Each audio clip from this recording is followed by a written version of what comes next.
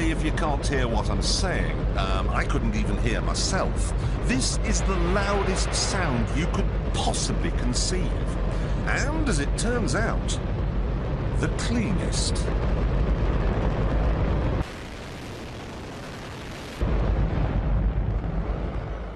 Now, the most amazing thing is that that cloud up there, which was generated by the engine, is just a mixture of hydrogen and oxygen. It's water vapour.